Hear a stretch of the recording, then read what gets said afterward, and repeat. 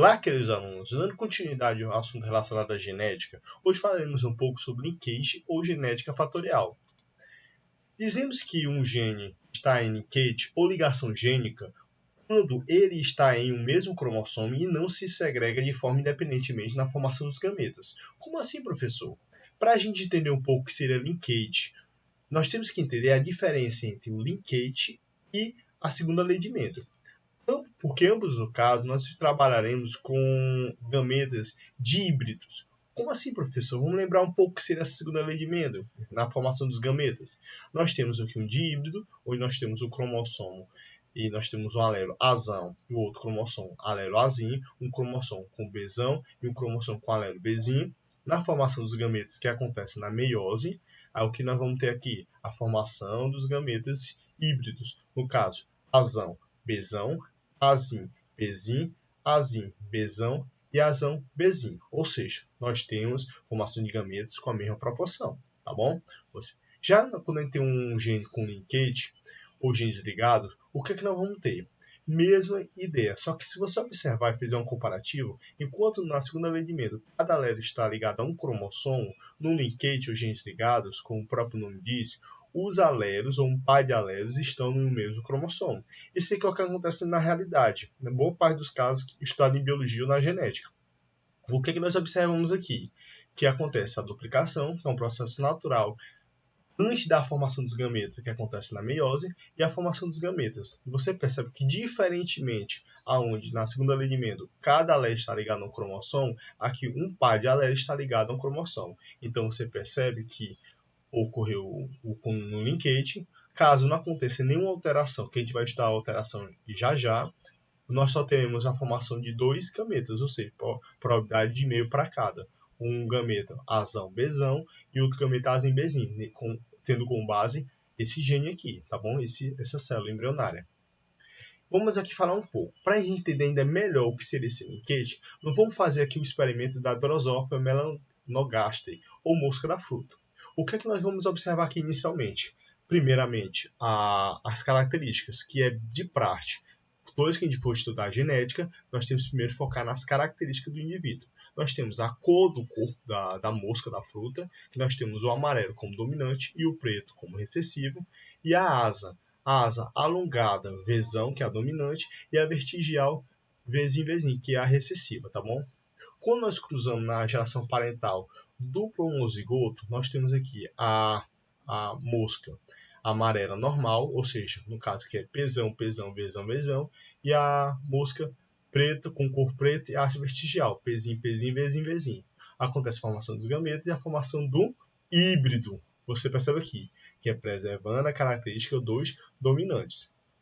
Fazendo aqui um cruzamento teste, vamos lembrar o que é um cruzamento teste, gente. O cruzamento teste, na realidade, é uma estratégia utilizada para você saber se o indivíduo é homozigoto ou heterozigoto. Vocês lembram que nós fizemos isso na aula passada? Qualquer dúvida, vocês retornam na aula passada para vocês estudar o que seria o cruzamento teste, tá bom? Aí o que nós percebemos aqui? Na segunda lei de Mendel, nós esperaremos aquela proporção, entendeu? Fenótipo na formação, e nós perceberia que tinha que ter a formação com uma proporção semelhante.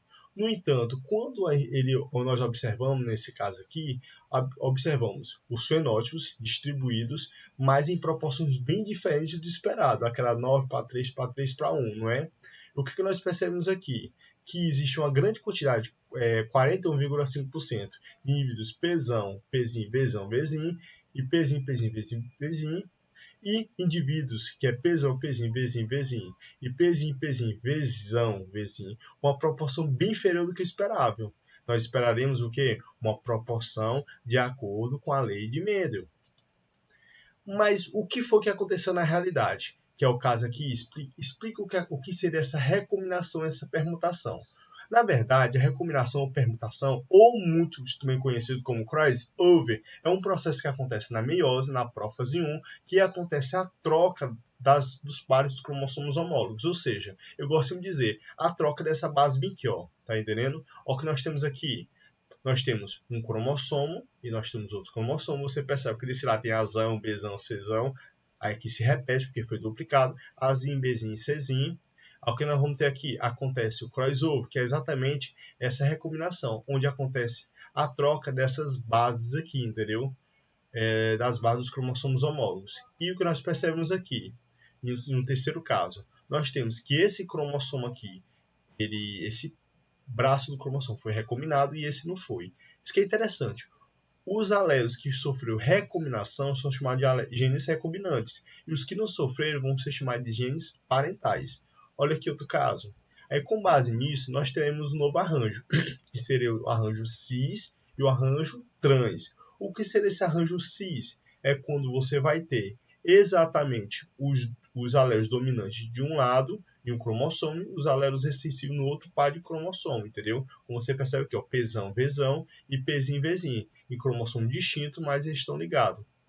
Quando você tem um cromossomo, um arranjo trans, você vê o seguinte, você vai ter um dominante, um recessivo, e um recessivo dominante em pares de cromossomos. Isso aqui vai definir muito porque esses indivíduos que você está vendo aqui vão ser os cromossomos parentais, ou seja, aqueles que não sofreram recombinação. Agora, para a gente entender um pouco mais, eu peguei esse exemplo bem aqui. Nós temos aqui uma estrutura de um cis e de um trans. Ó, cis, dominante, recessivo e trans. Você vai ter um dominante recessivo dominante. Olha, aqui nesse caso aqui nós temos 1000, no caso 1000 gametas. Olha o que nós percebemos. Se fosse a segunda lei de Mendel, todos os gametas seriam formados na mesma proporção. Se for os genes ligados com arranjo cis, você vai ter os parentais apresentarão a maior proporção, que você percebe, dominante, recessivo, e os recombinantes com menor proporção. E os genes ligados com arranjo trans, você vai ter, no caso, os homozigotos, o duplamente homozigotos dominante e duplamente homozigotos recessivos com menor percentual, e esses indivíduos Azão, Bzinho e Azim, Bzão, que são os híbridos com maior percentual, como você pode perceber aqui, entendeu? Então esses indivíduos, fica até com uma dica. Em uma análise de uma questão ou de uma análise de um texto, você percebe os indivíduos que apresentar o maior percentual serão os parentais, e os que apresentar menor percentual serão os o quê? Os recombinantes. Isso nos possibilita classificar o quê? Se o arranjo é cis ou é trans. Agora, para a gente finalizar a nossa aula de hoje, nós iremos falar um pouco das questões. Vamos lá. Quando analisamos indivíduos duplamente heterozigotos, em um caso de dois pares de genes ligados, percebemos que os alelos podem estar organizados de duas formas. Analise a alternativa e marque o que significa dizer que existe um arranjo cis. Gente, vocês vão fazer essa questão, depois de um tempinho vocês param o vídeo, aí depois vocês vê o gabarito, tá bom? Ok. Quem marcou a letra D, marcou correto, porque o arranjo cis é aquele que os alelos dominantes estão no mesmo cromossomo e os alelos recessivos estão no cromossomo homólogo correspondente, entendeu? Outra questãozinha aqui boa, vamos aqui. Em uma análise, analisando os gametos formados por indivíduos heterozigotos Bzão, Bzinho, Czão, Czinho, um estudante percebeu a seguinte proporção: um meio para Bzão, Czão e outro um meio para Bzinho, Czinho. Diante dos dados, pode afirmar que vamos utilizar a mesma metodologia. Vocês param o vídeo agora e vocês vão ver se vocês responderam ou não. Beleza, gente, ó. Quem marcou? Trata-se de um caso de linkage sem crossover. Por quê? Porque você percebe inicialmente que eles estão ligados. Beleza. Mas como não aconteceu permutação, então o percentual não vai mudar. Vai ficar igual aquele caso que eu expliquei para vocês, meio para cada, entendeu? Porque se tivesse acontecido crossover, aqui não seria 50%, 50%. E teria uma pequena alteração. Lembrando que o crossover sempre acontece com uma pequena alteração dos valores. Há uma questão aqui, outra questão interessante, que também é muito cobrada em vestibulares. Analisando-se dois pares de genes em ligamentos fatoriais ou linkages, representados pelo híbrido Bzão, Rzão, barra Bzinho, Rzinho, uma certa espécie apresentou a seguinte proporção de gametas. Aí nós temos aqui Bzão, Rzão, 48,5%, Bzinho, Rzinho, 48,5%, Bzão, Rzinho, 1,5%, Bzinho, Rzão, 1,5%. Pela análise dos resultados, pode-se concluir que a distância entre os genes Bzão e Rzão é... Professor, só não explicou o que será essa distância. Uma coisa interessante que nós temos que notar é que vocês percebem nitidamente que isso aqui vai ser o que? Cis, né? Por quê? Porque você percebe que aqui vai ter um dominante, que tem um recessivo, e eles estão maior percentual. Esses que são os recombinantes, para que ele vai servir? Exatamente para você calcular a taxa de permutação.